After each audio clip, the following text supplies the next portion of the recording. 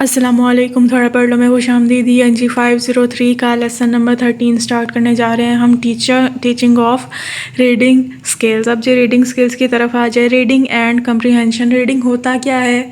पढ़ कर उसका मतलब समझना, जो आप पढ़ रहे हैं उसका मतलब समझना, वो रीडिंग कहलाता है। बस पढ़ना रीडिंग होता है।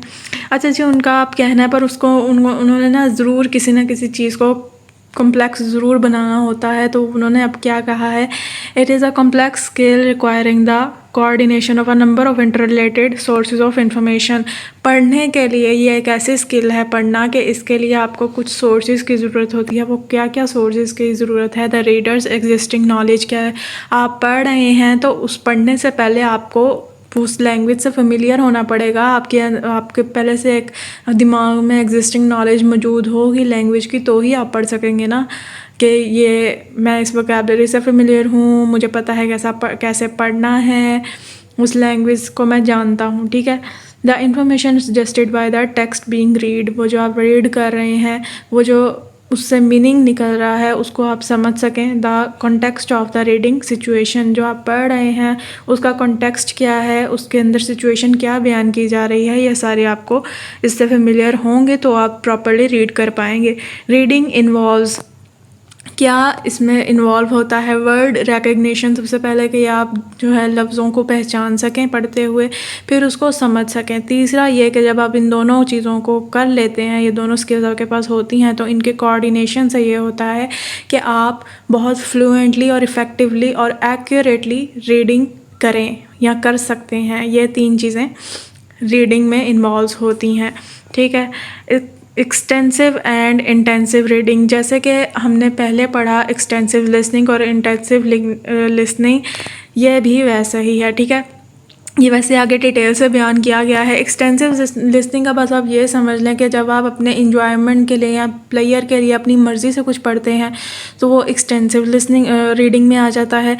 जब टीचर आपको कोई चीज़ पढ़ाए किसी स्पेशल मकसद के लिए, किसी स्पेशल स्किल गेन करने के लिए, वो इंटेंसिव रीडिंग में आता है। ठीक है। इसमें ये आगे कुछ स्किल्स हैं रीडिंग की, जो कि इंटेंसिव रीडिंग के ज़रिए आप गेन कर सकते हैं। ये आगे उन्होंने बताई गई हैं, वैसे मैं इधर बता देती हूँ, इधर ज़्यादा अच्छी तरह बयान किया गया है। Such as reading for gist और general understanding, often called skimming. Skimming होता है कि आपके एक जिसे कहते हैं ना, एक नज़र मारना, just to gain an idea, common general idea of that paragraph, उसे कहते हैं स्किमिंग। एक नज़र मारना, एक नज़र मार के थोड़ा सा आइडिया लेना है पैराग्राफ है किस बारे में। Reading for specific information. Specific information gain करने के लिए, कि इसका अगर बिलफर्ज एक टॉपिक आपको दिया गया तो उसके आपने हेडिंग बनानी है, तो उसके लिए आपको एक क्विक स्कैनिंग करनी पड़ेगी। इस चीज़ को स्कैनिंग कहते हैं। उस पैराग्राफ को आप एक स्कैनिंग के तौर पर आप पढ़ेंगे जल्दी जल्दी क्विक, तो फिर आप उसकी एक हेडिंग बनाएंगे, इसे कहते हैं scanning. Reading for detailed comprehension और reading for inference sorry. Comprehension के लिए आप रीड करें कि आपको पता लगे, आपको समझ आए कि ये पैराग्राफ मुझसे क्या कह रहा है। इसके अलावा इन्फेरेंस एक स्किल है कि आप पैराग्राफ पढ़ें, उसके अंदर वर्ड्स वगैरह पढ़ें, उससे आप इन्फेरेंस करें, एक अंदाज़ा लगाएं कि ये पैराग्राफ किस हवाले से है, या इसमें मौजूद जो वर्ड हैं वो क्या मीनिंग दे रहे हैं इम्प्लिसिटली। ठीक है। एक तो ज़ाहिरी मीनिंग होता है ना, एक जो अंदर का मीनिंग होता है उसका क्या है, वो आप इन्फेर कर सकें। ठीक है। रीडिंग पर्पस कंप्रीहेंशन जी, उनका कहना है जैसे रीडिंग का पर्पस होता है, इस तरह मेन जो होता है वो कंप्रीहेंशन ही होता है, कि आपको बेसिकली जो आप रीड कर रहे हैं वो आपको समझ आए, आपने एक बार पढ़ लेना है बस। Attribute of a good reader. क्या एट्रीब्यूट्स होते हैं गुड रीडर के? Reads extensively and has a flexible reading style depending on what she is reading. जी, उसका वो जो पढ़ रही है वो बहुत ज़्यादा मतलब कि फ्लेक्सिबल स्टाइल है, वो हर तरह की रीडिंग करने में फ्लेक्सिबल है, इजी है। उसे पता है कि हाँ मैं ये रीड कर रही हूँ, इसका क्या कॉन्टेक्स्ट हो सकता है, या इसका क्या स्टाइल है इस रीडिंग का। ये फिक्शन है तो इसका क्या स्टाइल होगा, ये नॉन फिक्शन है तो इसका क्या स्टाइल होगा। Integrates information in the text with existing knowledge. उसके दिमाग में जो पहले से एग्जिस्टिंग नॉलेज लैंग्वेज की मौजूद है उसके ज़रिए वो कंप्रीहेंड कर सके जो वो पढ़ रही है। It motivated and reads for a purpose. Reading serves a function, जी वो बहुत मोटिवेटेड होती है पढ़ने के लिहाज से, मतलब उसे पढ़ना पसंद है। Relies on different skills, interacting, perceptual processing, phonemic processing, recall. इसके अलावा कुछ स्किल्स उसके अंदर बहुत ज़्यादा रीडिंग की वजह से आ जाती हैं। वो क्या कि परसेप्चुअल प्रोसेसिंग, एक तो ये कि वो पढ़ के वो जो इन्फर करती है या वो जो मीनिंग लेती है, ठीक है वो। और फोनेमिक प्रोसेसिंग और रिकॉल, मतलब कि जब वैसा ही कोई अल्फाज, वैसा ही वोकैबलरी, वैसे ही कोई बात जब वो कहीं और पढ़ती है तो इसके अंदर से एक उसकी मेमोरी रिकॉल होती है उसके रीडिंग की वजह से कि वो बार बार वो वर्ड पढ़ती है। तो जब वो जहाँ कहीं और भी पढ़ती है तो उसे वो एक क्या कह लें कि मेमोरी में चीज़ उसके महफूज हो जाती है, उसकी बहुत ज़्यादा कैपेसिटी रीडिंग के हवाले से बढ़ जाती है। इस ये होते हैं जी एट्रीब्यूट्स गुड रीडर के। रीडिंग एज अ प्रोसेस, जी अब उन्होंने रीडिंग को एक प्रोसेस कह दिया है। उनका क्या कहना है कि reading is an interactive process that goes on between the reader and the text resulting in comprehension. उनका कहना है कि आप इसे एक इंटरेक्टिव प्रोसेस कह लें, रीडिंग को कि एक बातचीत वाला प्रोसेस कह लें कि जो कोई रीडर और टेक्स्ट के दरमियान हो रहा है। टेक्स्ट क्या उसे रीडर को देता है, लेटर्स देता है, वर्ड्स देता है, सेंटेंसेस देता है, पैराग्राफ देता है, एक मीनिंगफुल पैराग्राफ देता है। रीडर क्या करता है, रीडर एक अपनी अपने नॉलेज से, अपने स्किल से, अपनी स्ट्रैटेजी से, या अपने जो एक जो उसके अंदर इन्फेरेंस की जो एबिलिटी है उसके हवाले से वो उस मीनिंग को डिकोड करता है। तो ये एक इंटरेक्टिव प्रोसेस है। Topic number 67, extensive reading. Extensive reading में क्या आता है कि बच्चा जो होता है वो बहुत भारी मिकदार में, बहुत ज़्यादा मिकदार में रीडिंग करता है, ठीक है। उसे फ्रीडम दी जाती है, वो जहाँ वो जो मर्ज़ी पढ़े, ठीक है। वो अपने प्लेयर के लिए, अपने इंजॉयमेंट के लिए जो उसे चीज़ पसंद है वो पढ़े। ये एक्सटेंसिव रीडिंग सिर्फ इसलिए कराई जाती है कि बच्चे की जो रीडिंग स्पीड है, रीडिंग कैपेसिटी है वो बढ़े, और वो जो वोकैबलरी वो उन चीज़ों से गेन कर रहा है, उस रीडिंग से गेन कर रहा है, उसकी ज़रा वोकैबलरी उस हवाले से पक्की हो जाए, उसे ज़रा थोड़ी सी और वोकैबलरी उसके दिमाग में उस हवाले से स्टोर हो जाए, इसलिए एक्सेसिव इंटेंसिव रीडिंग कराई जाती है, ठीक है। इसमें कोई रोक टोक नहीं होती, टीचर कोई रोक टोक नहीं करती, कहती है क्लासरूम के बाहर भी आप ये कर सकते हैं, क्लासरूम के अंदर भी कर सकते हैं, और अपनी एंजॉयमेंट के लिए आपने करना है, ठीक है। एक्सटेंसिव रीडिंग में ये होता है कि आपको वो बुक्स दी जाती हैं या आप वो बुक्स पढ़ते हैं जो आपकी लैंग्वेज के मुताबिक हो, जिस लैंग्वेज के लेवल पे आप हैं ना उसके मुताबिक हो। एक बुक है उसमें बहुत ज़्यादा हाई किस्म के लफ्ज़ लिखे हैं, वो आपको पढ़ के इंजॉयमेंट तो नहीं होगी, प्लेयर भी नहीं मिलेगा, ठीक है। तो आपको ऐसी बुक्स प्रोवाइड की जाती हैं जो आपकी लैंग्वेज के मुताबिक हो, जो आपकी वोकैबलरी के मुताबिक हो, जो पढ़ के आप इंजॉय भी करें, समझ भी सकें, और आपकी रीडिंग कैपेसिटी भी बढ़े, रीडिंग स्पीड भी बढ़े, ठीक है। इसके अलावा इसमें और क्या किया जाता है, specially written materials for ER extensive reading, language learner literature also known as graded readers और सिंप्लीफाइड रीडर्स। इसके अलावा टीचर जो है आपको एक ये जो पब्लिशर्स होते हैं वो स्पेशल ऐसी बुक्स बनाते हैं, ऐसी बुक्स बनाई जाती हैं जिसमें मतलब हर लेवल की वोकैबलरी के मुताबिक अलग अलग बुक्स बनाई जाती हैं, ठीक है। वो बुक्स स्पेशल्स होती हैं, उनके ज़रिए रीडर को दी जाती हैं वो बुक्स उनके लैंग्वेज के हवाले से। मतलब जैसे एक रीडर इंग्लिश का बिगनर है, ठीक है, उसे एक बिगनर लेवल के ये बुक दी जाएगी कि वो उसे पढ़ के उसे प्लेयर भी मिले, वो उसकी वोकैबलरी के मुताबिक भी हो, और उससे वो उस जो है उसकी रीडिंग कैपेसिटी भी बेहतर हो। तो ऐसी जो स्पेशल बुक्स होती हैं उन्हें कहते हैं ग्रेडेड रीडर्स या सिंप्लीफाइड रीडर्स या लैंग्वेज लर्नर लिटरेचर। ये स्पेशल होती हैं, ये स्पेशल लैंग्वेज लर्नर लिटरेचर की बुक्स होती हैं, ठीक है। और इसमें क्या है, लाइब्रेरी फैसिलिटीज़, उनका कहना है कि टीचर को चाहिए कि लाइब्रेरीज़ बना दे, उस लाइब्रेरी में कैटेगरीज़ बना दे हर एक लैंग्वेज के लेवल के मुताबिक. It is best to explain the classification of books to students and keep track of them. कि बच्चों को क्लासिफिकेशंस बताए, वही बात होगी पहले की कि बच्चों को क्लासिफिकेशन बताए बुक्स की कि ये इसमें इस लेवल की वोकैबलरी है, इसमें इस लेवल की वोकैबलरी है.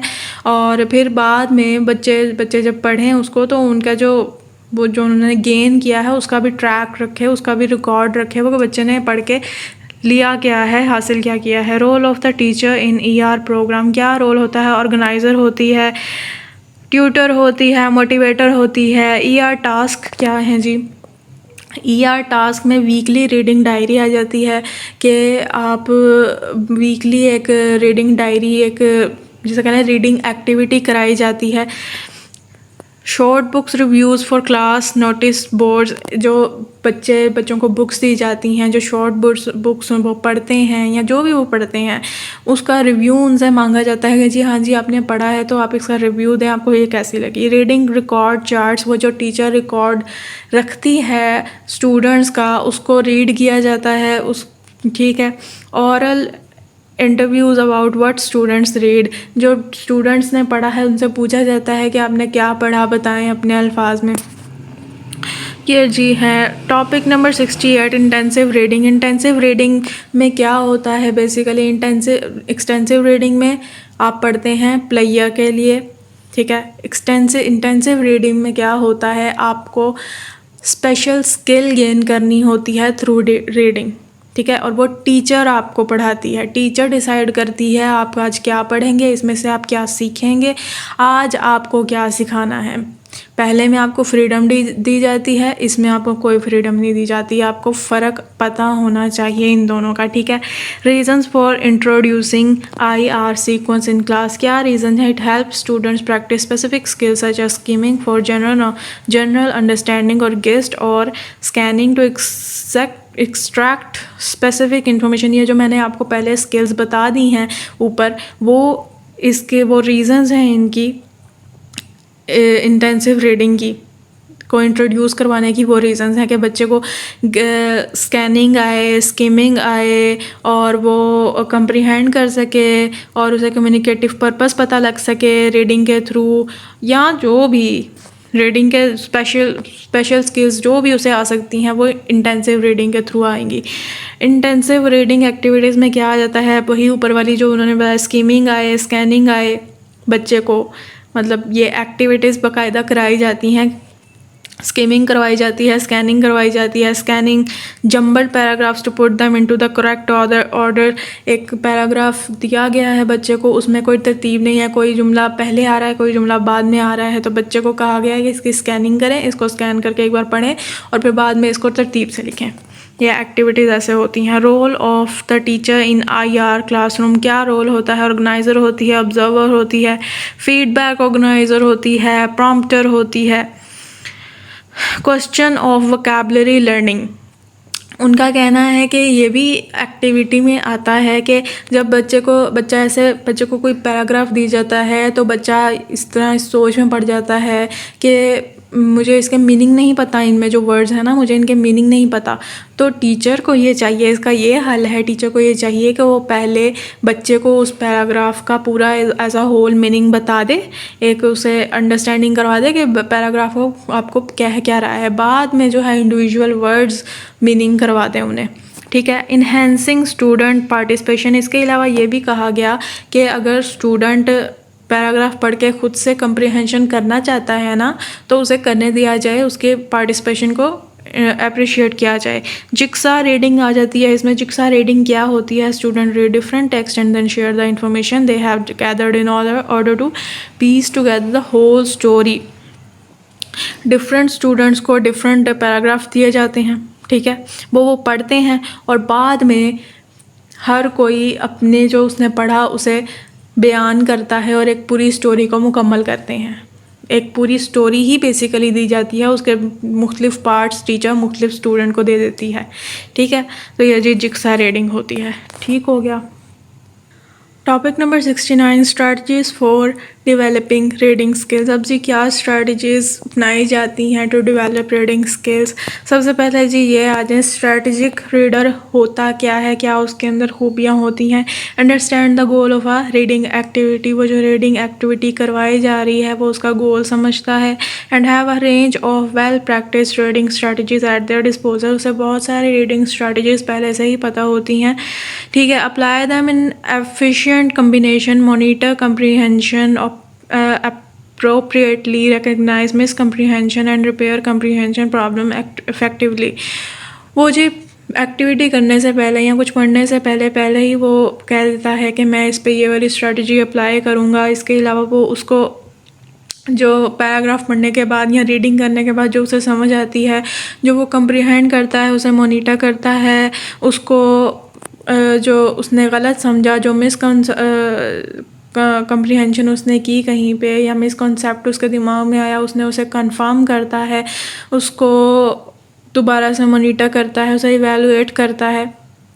ठीक है। प्रॉब्लम को इफ़ेक्टिवली सॉल्व करता है। बेसिकली वो पढ़ कर समझ कर उसे इवैल्यूएट करता है और फिर उसे सही कर लेता है। बस यही है। कॉमनली यूज स्ट्रैटेजीज़ को सबसे पहले क्या आता है, प्रीव्यू करना। सबसे पहले प्रीव्यू में सिंपल मैं आपको कहूँगी कि आज टीचर ने बोला कि हमें ये चैप्टर पढ़ रहे हैं, ठीक है, ये पढ़ने जा रहे हैं हम। आपने वो चैप्टर खोला, आपने उसको सिंपली प्रीव्यू कर लिया। उस प्रीव्यू करने के बाद आपने उसका एक आइडिया ले लिया, मतलब कि आपने उसके नाम पढ़ लिया चैप्टर का, आपने हेडिंग्स पढ़ ली, तो एक सिंपल प्रीव्यू से आपने थोड़ा सा आइडिया ले लिया बेसिकली हम पढ़ने क्या जा रहे हैं। ठीक है। एक ये स्ट्रैटेजी होती है।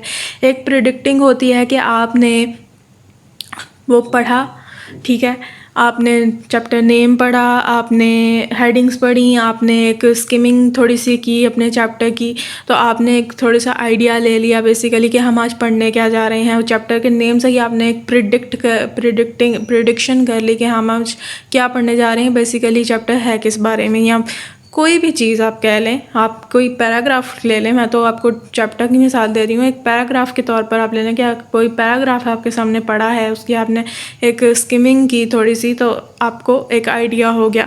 फिर जी स्किमिंग एंड स्कैनिंग आती है, ये भी एक स्ट्रेटजी है जिसके ज़रिए आप प्रिडिक्ट करते हैं कि हम चैप्टर ये वो क्या कहते हैं, पैराग्राफ में क्या लिखा है, उसका मेन आइडिया क्या है, इसमें कौन कौन सी वोकैबुलरी है, इस तरह। गेसिंग फ्रॉम कॉन्टेक्स्ट, ये इसमें क्या होता है कि आप पैराग्राफ पढ़ते हैं, ठीक है, उसमें आपको उसका ओवरऑल मीनिंग तो आपको पता लग गया, ठीक है, बट ये कि उसमें कुछ वोकैबुलरी ऐसी थी जो कि आप को नहीं समझ आई, तो आपने उसके ओवरऑल मीनिंग से, उसके कॉन्टेक्स्ट से अंदाज़ा लगाया कि अच्छा इसका ये मीनिंग यहाँ पे ऐसे हो सकता है। जैसे कि बैंक के दो मीनिंग होते हैं, एक वो दरिया का किनारा होता है, एक ये हमारे बैंक जो मौजूद हैं, ठीक है। तो वो जो पैराग्राफ जिस हवाले से होगा, वो उस हवाले से, उसके कॉन्टेक्स्ट के हवाले से आप उस बैंक के वर्ड का अंदाज़ा लगा सकेंगे कि ये दरिया के किनारे की बात कर रहा है या ये कौन से बैंक की बात कर रहा है। पैराफ्रेजिंग जी, पैराफ्रेजिंग ये होता है कि आपने पढ़ा सारा पैराग्राफ, आपने उसके बाद में एक क्या कह लें, अपने अल्फाज में उसे मुख्तसर करके बयान कर दिया या लिख दिया, जो कह लें पैराफ्रेजिंग होता है, अपने अल्फाज में लिख देना है मुख्तसर करके। समराइजिंग जी, आपने वो जो पढ़ा आपने उसे समराइज़ कर दिया, ठीक है। How these strategies may be introduced in classroom, activities ही हैं, जितनी मर्ज़ी करवा लें, ये सारी एक्टिविटीज़ करवाई जाती हैं, बस आपने एक बार पढ़ लेना है। जो ऊपर एक्टिविटीज़ पढ़ के आए हैं एक्सटेंसिव और इंटेंसिव में, वैसे ही है ये activities. Topic number 70 goals and techniques for teaching reading. अच्छा जी, अब उनका कहना है कि ये जो स्ट्रैटेजीज़ या टेक्निक्स सिखाई जाती हैं बच्चे को, ये जी उसे इसलिए सिखाई जाती हैं कि वो बेसिकली जो वो टेक्स्ट पढ़ रहा है उसे समझे, उसमें जो उस रेलिवेंट इन्फॉर्मेशन है उसे पकड़े या इररेलेवेंट इन्फॉर्मेशन को छोड़ दे। क्या रेलिवेंट है, क्या इररेलेवेंट है, क्या इंपॉर्टेंट है, क्या नहीं इंपॉर्टेंट, किससे वो प्रिडिक्शन कर सकता है, किससे नहीं, बेसिकली उसे टेक्स्ट की ओवरऑल कम्प्रीहेंशन आए, ठीक है। तो उन्होंने कहा है to complete this goal instructor need to focus more on the process of reading rather than on product. उनका कहना है कि इंस्ट्रक्टर को चाहिए कि वो रीडिंग के प्रोसेस पे ज़्यादा ध्यान दे बजाय कि उसकी प्रोडक्ट पे, मतलब जिस तरह बच्चे को सिखाना है ना उस पर ज़्यादा ध्यान दो बजाय कि ये कि उसे बस कह दो कि पढ़ लो तो बाद में उसका टेस्ट लेना बैठ जाओ। ठीक है। द रीडिंग प्रोसेस, अब जी रीडिंग प्रोसेस में क्या होता है, उनका कहना है कि सबसे पहले तो आप अपने बच्चे को ये अवेयरनेस दें कि ये रीडिंग स्ट्रैटेजीज़ जो होती हैं ये किस खेत की मूली है। ठीक है, आप उनको ज़रा अवेयरनेस दें। फिर जी ये उनका कहना है कि आप अपने बच्चे को जितनी भी स्ट्रैटेजीज़, रीडिंग स्ट्रैटेजीज़ मौजूद हैं उन सबसे इंट्रोड्यूस करवाएं, सबको सब कुछ बताएं कि ये स्ट्रैटेजी ये है, ये स्ट्रैटेजी ये है।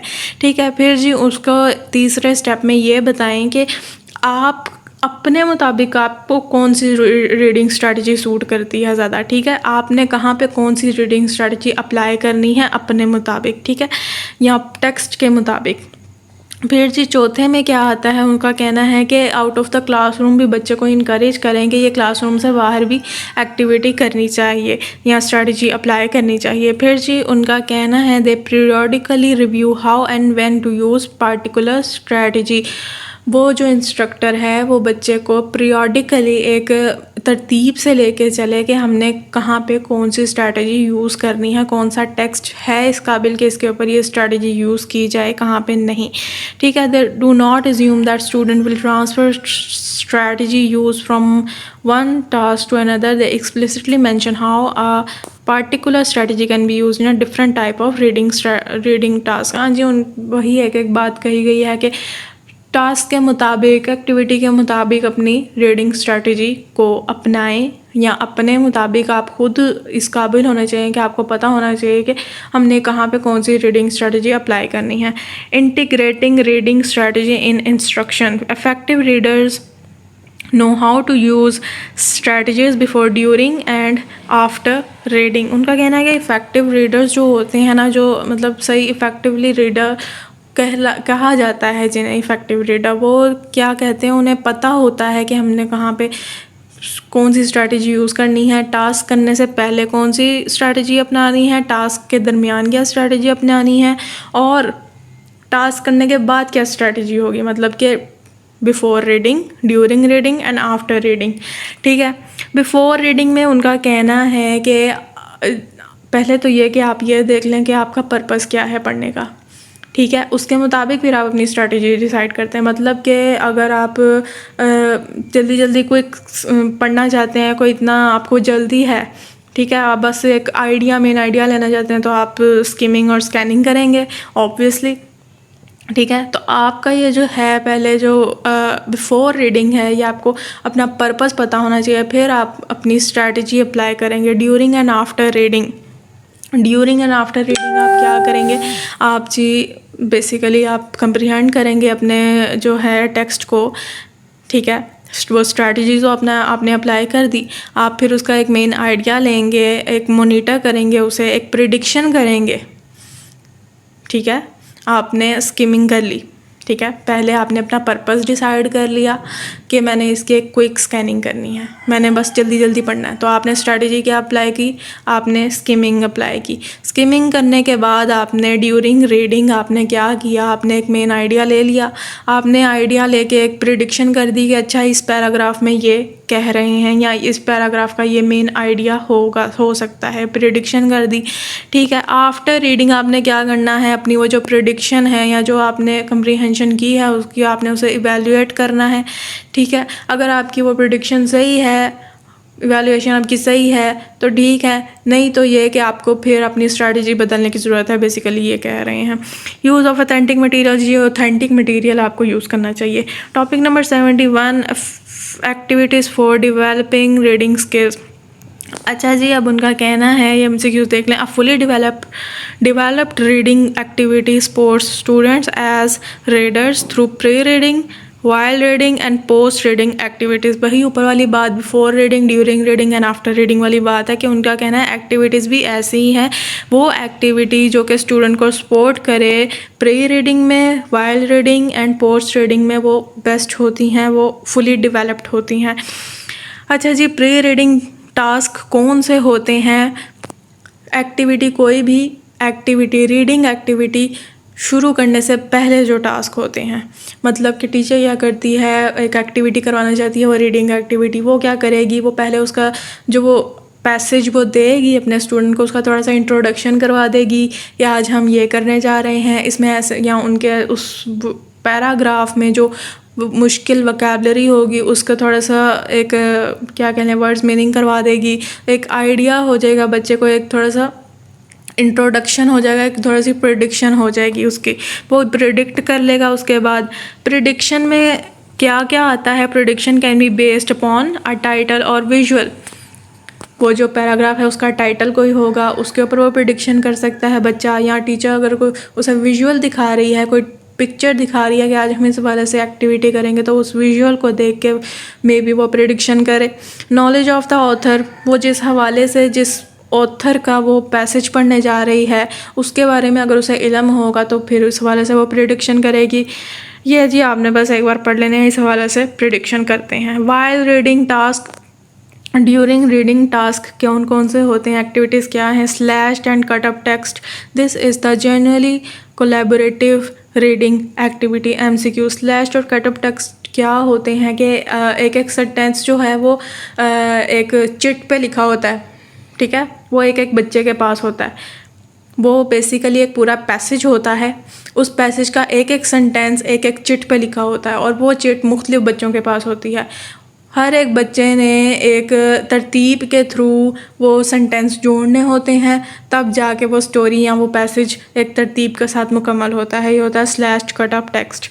जिक्सा रीडिंग हमने पहले पढ़ ली। रनिंग एंड रीडिंग में क्या होता है, this approach specially lends itself to scanning as the idea is to encourage the students to read as quickly as possible in a race। उसका कहना है कि रनिंग एंड रीडिंग स्पेशली जो है वो स्कैनिंग को बहुत ज़्यादा बढ़ावा देती है, इनकरेज करती है, क्योंकि इसमें होता ही ऐसी गेम है कि आपको जल्दी जल्दी रीड करना होता है और भाग भाग के रीड करना होता है ना, स्पीड में रीड करना होता है आपको। यह होती है ऐसी एक्टिविटी। क्या एक्टिविटी होती है कि दो ग्रुप्स टीचर बना देती होती है, एक ग्रुप ए एक ग्रुप बी। ए ग्रुप के पास क्वेश्चन होते हैं और बी ग्रुप ने उसके आंसर्स ढूंढने होते हैं। टीचर जो है वो पैसेज वो एक क्लासरूम के कॉर्नर में लिख देती है, ठीक है।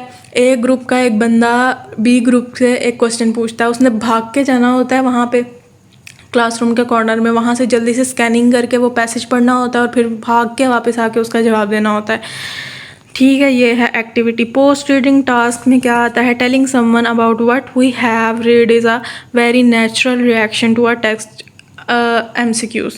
जो आपने रीड किया उसके बारे में डिस्कशन करना, उसको किसी को बताना, आपने क्या उसके बारे में फ़ील किया, वट एवर जो भी है नेचुरल एक चीज़ है। और इसके बाद हम जो पोस्ट एक्टिविटी में यही करते हैं, डिस्कशन करते हैं जो हमने पढ़ा, उसका जो है मीनिंग हमने लिया उसके बारे में डिस्कशन करते हैं, जो प्रेडिक्शन हमने की उसे कंफर्म करते हैं, एवेलुएट करते हैं, जो भी आप एनालाइज कर सकें उस पैसेज के हवाले से, ठीक है। कोलोकेशंस होते हैं कि वो वर्ड जो एक साथ इकट्ठे आते हैं, अक्सर ही यूज़ होते हैं, उन्हें हम कोलोकेशंस कहते हैं। जैसे कि bread and butter, bread and coffee तो नहीं ना होता, ब्रेड एंड बटर होता है ज़्यादातर, तो ये कोलोकेशंस में आ जाता है, ठीक है।